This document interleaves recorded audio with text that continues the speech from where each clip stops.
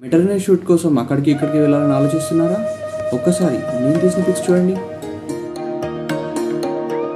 అమ్మ పాడే జోల పాట అమృతాని కన్న తీయనంట.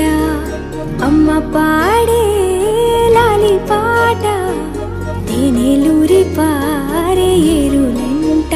నిండు జాబిని చూపించి రెండు